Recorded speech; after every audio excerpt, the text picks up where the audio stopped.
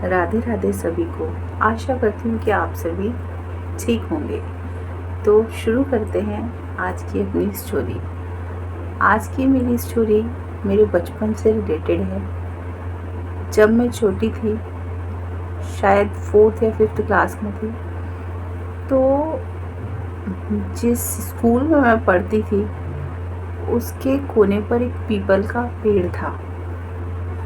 अब पीपल का पेड़ सुनकर ही थोड़ा सा मुझे याद आ गया, थोड़ा सा डर लगने लगा, क्योंकि उस टाइम उस पीपल के पेड़ पे कुछ अजीबोगरीब चीज़ें लोग करते थे, जैसे कि पूजा पाठ और काफ़ी सारी चीज़ें जो उस टाइम मुझे समझ में नहीं आती थी। होता ये था कि उस पे बड़ी बड़ी हांडियों में आग जला के टांग देते थे।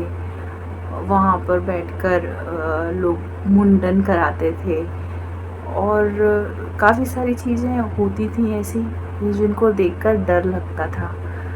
छोटी थी तो पापा मम्मी को ज़्यादा एक्सप्लेन नहीं कर पाती थी, लेकिन जैसे जैसे देखती रही आए दिन होता रहता था ऐसा।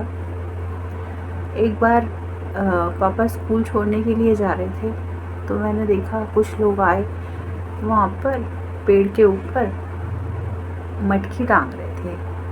मैंने पापा को बोला, पापा जी ये सब क्या कर रहे हैं? पापा कहने लगे, बेटा ऐसी चीज़ों को टोकते नहीं हैं। उन्होंने जवाब तो दिया नहीं।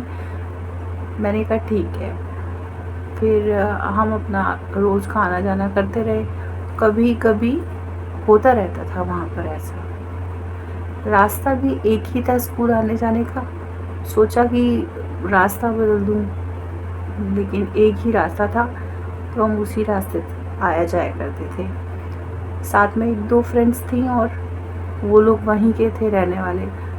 उनसे पूछा ये सब क्या होता है यहाँ पे? तो कहने लगे यहाँ पर ये पूजा करते हैं ऐसे। वो पूजा कैसे करते हैं, किस चीज़ की पूजा होती है भाई? क्योंकि हम लोग तो वहाँ पर पापा की जॉब की वजह से रहते थे, लेकिन उन लोगों के वहाँ की सारी धारणाएं वगैरह पता थी, सारे पूजा पाठ पता थे। तो उन्होंने कहा कि ये पूजा पाठ होते हैं, इनको ना टोकते नहीं हैं। कोई बात नहीं, दिन बीतते रहे।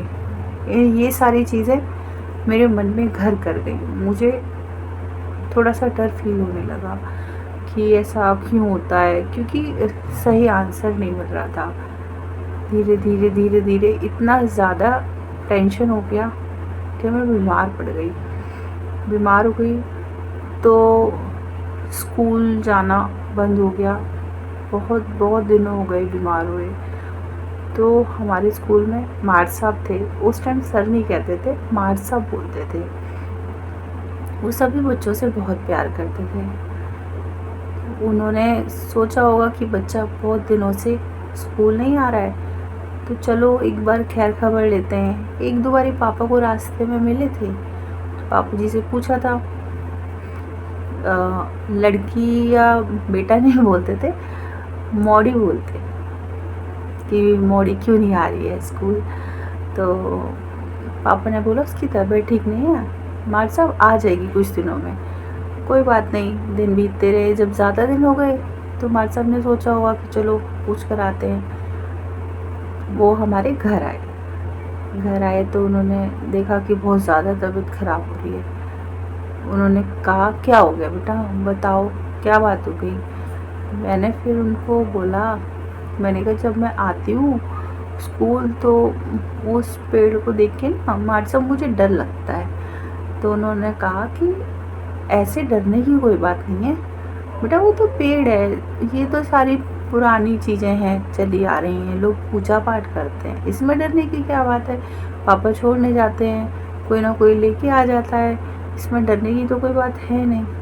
लेकिन मुझे वो बच्चों को इतनी जल्दी अगर समझाने से बात समझ में आ जाए तो फिर बात ही क्या है। मुझे कुछ नहीं समझ आया उस टाइम।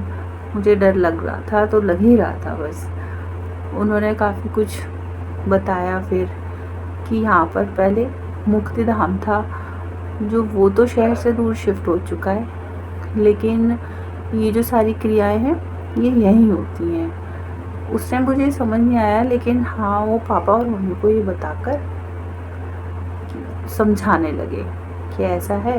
लोग मानते ही नहीं हैं, लोगों को बोला गया है कि आप ये सारी चीज़ें यहाँ मत करो, लेकिन जब उनकी पूजा पाठ है उसमें हम डिस्टर्ब भी नहीं कर सकते। हम ऐसा करेंगे कि स्कूल ही यहाँ से शिफ्ट कराने की कोशिश करते हैं, कहीं दूसरी जगह पर खोल लें, क्योंकि और बच्चे भी हैं जो बहुत डर जाते हैं। काफ़ी सारे बीमार पड़ चुके हैं, बहुत सारे बच्चों ने स्कूल छोड़ भी दिया है इस चक्कर में। तो हम कोशिश करेंगे कि यहाँ से ये सारी चीज़ें हटाई जाएं और आप मोड़ी का ध्यान रखो। इतना सब कहकर वो चले गए। मेरी तबीयत में थोड़ी बहुत सुधार आ रहा था। जब तबीयत ठीक हो गई, हफ्ते 2 हफ्ते बाद जब मैं स्कूल गई तो पता चला कि मार्च साहब स्कूल नहीं आ रहे हैं बहुत दिनों से। पूछा, मैंने भी पूछा मार्च साहब क्यों नहीं आ रहे। सबने कहा कि हफ्ते भर से स्कूल नहीं आ रहे हैं क्योंकि वो कहीं गायब हो गए, मिल ही नहीं रहे हैं। तो बहुत सोचने वाली बात थी हमारे लिए कि ऐसा क्या हुआ। एक तरफ फिर जब घर आकर मैंने मम्मी पापा को बोला कि ये ना 1 हफ्ते से कह रहे हैं कि मार्च साहब नहीं मिल रहे हैं, तो क्या हो गया, वो कहाँ गायब हो गए। कह रहे मार्च साहब गायब हो गए। बहुत टेंशन की बात थी हम लोगों के लिए, क्योंकि शायद उन्होंने उस टॉपिक के बारे में हमसे डिस्कस किया था। तो हमें यही लग रहा है कि कहीं उनके साथ कुछ गलत तो नहीं हो गया। हम लोग वहाँ के रहने वाले तो थे नहीं, जो हम उनकी फैमिली को जानते हों या किसी और को जानते हों। हमने किसी से ज़्यादा छानबीन नहीं की। लेकिन उसके बाद मैंने भी अपना स्कूल चेंज कर दिया, स्कूल छोड़ दिया मैंने। लेकिन अंत टाइम तक, जब तक हम वहाँ से शिफ्ट हुए, यही रहा कि मार्च साहब मिले ही नहीं। ये बहुत ही टेंशन वाली बात है जो आज तक हमें जिस चीज़ का जवाब नहीं मिला है।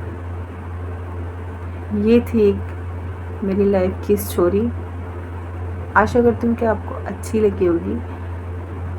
मिलते हैं नेक्स्ट स्टोरी के साथ अगली वीडियो में। प्लीज़ मेरे चैनल को सब्सक्राइब करें, वीडियो को लाइक और शेयर करें। राधे राधे सभी को।